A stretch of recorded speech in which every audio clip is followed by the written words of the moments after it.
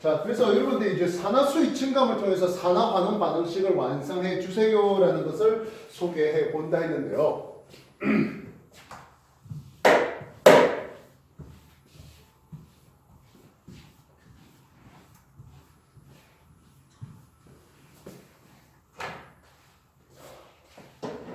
그래서 이런 놈을 소개해 보겠습니다.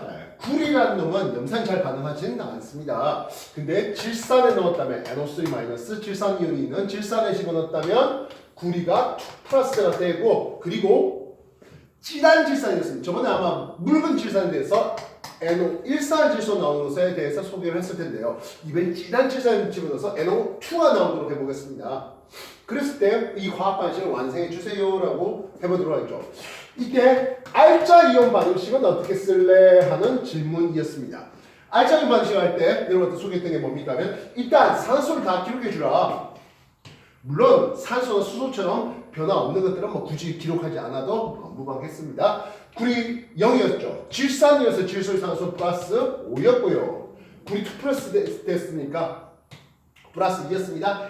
NO2였어요. 저번에 NO에 대해서 소개를 했을 텐데요. NO2가 되면 질소산소 플러스 4가 됩니다.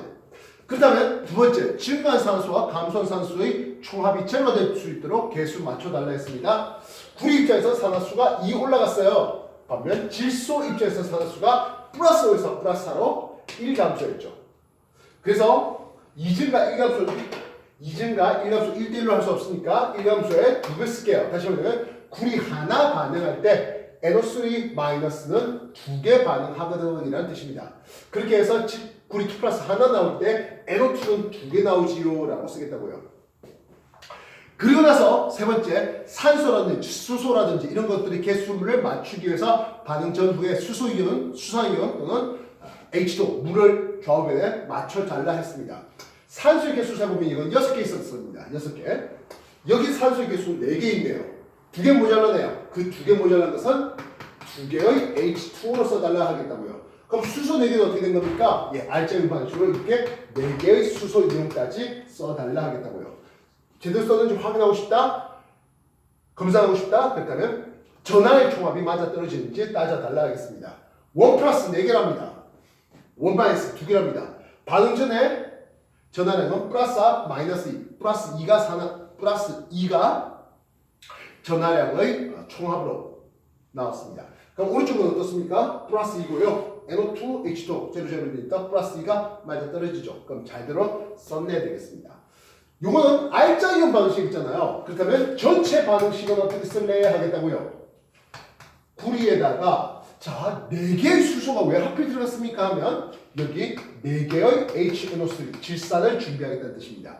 그렇게 해놓으면 세상에 구리 2 플러스 이온만 있을까요? 음이온도 있어야 될 거 아닙니까? 근데 질산을 담궈놨습니다. 별다른 다른 음이온은 없습니다. 예, NO3- 질산 음이온 2개는요 반응에 참여하지 않는, 얘는 반응에 참여하지 않는 구경하는 구경 이온이에요. 그리고 나서 2개의 NO2 플러스 2개의 H2O 쓰는 이렇게 하면 이제 전체 반응식이 완성될 수 있었습니다. 즉 다시 말하면 4개의 질산이 구리 하나 반응하는데 4개의 질산이 필요하긴 했는데 알짜로 반응한 건 2개가 반응했고 이해되셨습니까? 그런 식으로 얘기를 만들어 달라 하는 거 이해되겠습니다.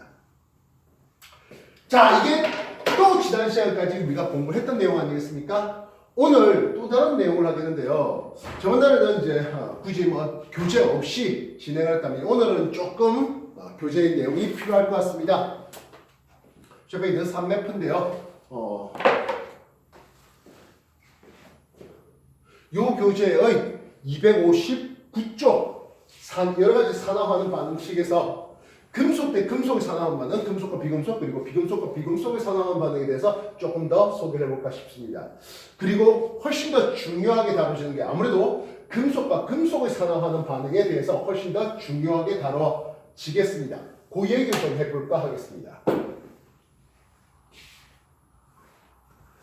원소의 주기적 성질을 공부해봤을 때 주기율표에서 왼쪽 아래로 내릴수록 반응성이 커요라고 하는 것을 배워왔습니다. 금속의 반응성이 크다는 것은 쉽게 전자를 잃어주는데요. 근데 우리가 공부를 함에 있어서 전형 원소만 다룰 수는 없었습니다. 전 이원소까지도 다뤘어야 하겠습니다. 왜? 금속을 하면서 우리가 뭐 철이라든지 뭐 납이라든지 은이라든지 이런 놈들을 우리가 다루게 되거든요. 다시 말해 전 이원소도 우리가 상당수 다루거든요. 그래서 걔네들은 어떤 성질이 있는지를 한번 찾아볼까 하는 부분이에요. 그래서 제일 처음에 금속과 금속의 산화하는 반응을 하는데요. 금속이라는 것은 기본적으로 전자를 잘 이뤄주는 놈들입니다. 그래서 금속의 반응성이 크다라는 것은 쉽게 전자를 이뤄준다는 것은 쉽게 산화가 되는 놈을 얘기하겠습니다. 자기 자신이 산화가 된다는 것은 당연하게도 남을 환원시키는 이라고 소개할 수 있겠죠. 반드시 지금 적어드리는 금속의 반응성 순서 이온화 경향이라고 하는데요. 요거는 좀 외워주시면 좋겠습니다. 전형 원소뿐만 아니라 전 이원소도 같이 나오기 때문인데요. 우리 교재로 보면 259페이지에 가운데 박스에 보시면 금속의 반응성 순서가 나와 있습니다. 시험 칠 때 그 어디 누구도 이 금속의 반응성 순서를 주어지지는 않습니다. 우리가 알고 있어야 되는 것들이에요.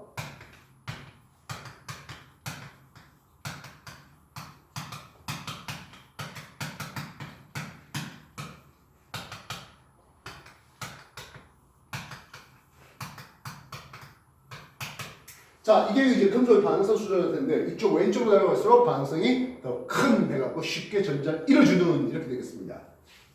가운데 수소가 있었습니다. 무슨 뜻입니까 하면 이것보다 반응성이 큰 놈들은 염사에 반응한다는 뜻입니다. 즉 철이다 또는 아연이다 이런 것들을 염사에 넣으면 수소기체가 바글바글 하겠습니다. 그러나 얘네들 구리 아까 봤듯이 구리는 염사에 반응하지 않는다 했잖아요. 구리, 순, 은, 백금, 금 이런 것들은 염사에 집어넣었을 때 아무 반응이 일어나지 않습니다. 이해됐습니까?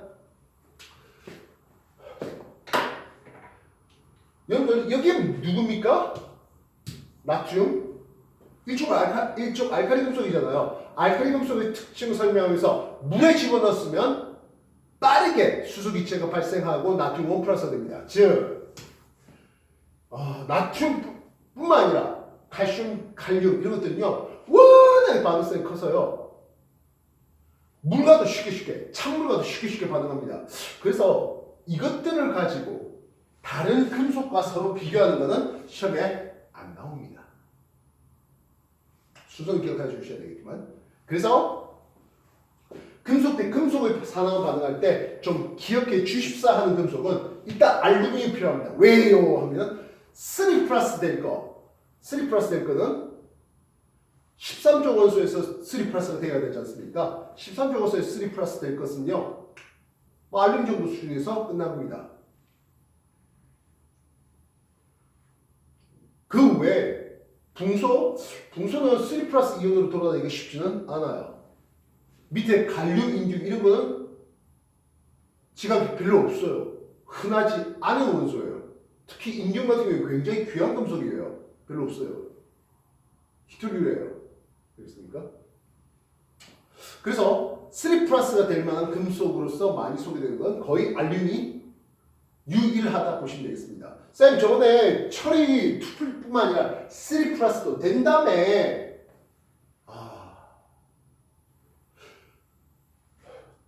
금속 철의 2풀과 3풀은 여러 가지 혼재되는 경우들이 좀 많아가지고요.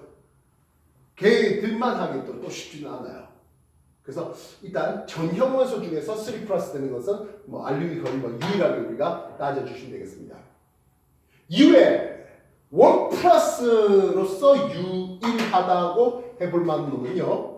일종 알칼리 금속들은 워낙에 아까 말했지만 물하고 반응이 쉽게 일어나다 보니까 일종 알칼리 금속들에 대해서는 안 나와요. 그럼 누가 나옵니까 하면 은이라는 놈이 1 플러스로 해서 소리가 되겠습니다. 은. 물론 구리 원풀과 금 원풀도 없지 않아 있습니다만은 별로 잘 안 나옵니다.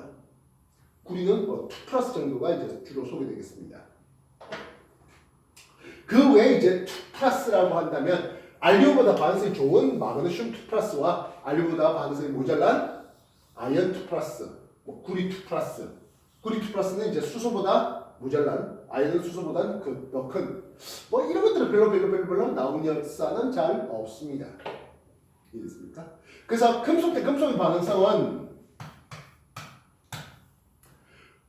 구리 2 플러스가 있는 데다가 아이언을 한번 넣어봤습니다. 아이언은 구리보다 반응성이 어때요? 크죠? 어떤 반응이 일어나겠어? 구리 2 플러스에 아이언 집어넣으면 구리가 석출되고요. 아이언이 2 플러스로 녹아나오는 과정을 보겠습니다. 이 경우는 2 플 대 2 플이에요. 따라서 2 플러스 하나 사라지고 2 플러스 하나 나오다 보니까 용액 속의 총 이온 개수, 실상 음이온 반응에 참여하지 않으니까 그래서 총 양이온 개수가 변함이 없는 상태예요 하겠습니다. 오버드 하겠습니다. 원자량인데요. 구리 원자는 64고요. 아연의 원자는 65예요. 미묘하지만 아연이 조금 더 무겁네. 금속 아연이 조금 더 무거워요. 그 말은 65짜리 하나 녹아나가고 64짜리 달라붙어요. 금속판 입장에서 어떨까요? 65가 나가고 64가 들어왔으니까 금속판 입장에서는 질량이 조금 감소하는 것을 볼 수가 있겠습니다. 이해됐습니까? 이 경우 아연판 질량은 감소하겠네요. 그리고 금속 구리가 달라붙었잖아요. 여러분 금속 구리의 색깔은 어떻습니까? 하면 붉은색이에요. 아연 색깔은 은혜색이거든요. 여기서 은백색이거든요. 그래서 은백색의 아연판에 붉은색의 구리가 달라붙어 색변을 통해서 화학 반응이 일어났구나도 알 수가 있는 겁니다. 만약에 아연 대신에 마그네슘을 썼다고 해보자고요. 아연 대신 마그네슘. 구리 2 플러스 대신에 아연 2 플 써볼까요? 다시 아연이란다. 마그네슘을 써볼까요? 역시 마그네슘은 구리보다 반응성이 더 크니까 당연히 마그네슘 2 플 나오고요. 그 다음에 구리가 석출되는 과정을 보겠습니다. 이거 역시 2 플 대 2 플입니다. 근데 원자량을 한번 생각해 보면 말입니다. 구리 원자는 64, 마그네슘 24예요. 무슨 뜻입니까? 하면 마그네슘판 24가 녹아나오고 구리 64짜리 달라붙었어요. 마그네슘판의 질량은 어떻게 되겠습니까? 이번에는 증가되겠네요. 판의 질량이, 금속판 등의 질량이 증가했다 또는 감소했다 또는 수용의 푸른색깔이 감소했다 또는 금속에 붉은색의 금속이 달라붙었다. 어쨌든 화학 반응이 일어났다. 넣어준 금속의 반응성이 더 컸다. 이렇게 결과가 나올 수 있는 겁니다. 이해됐습니까? 예. 지금까지 했던 거 다시 한번 정리해 보시기 바랍니다.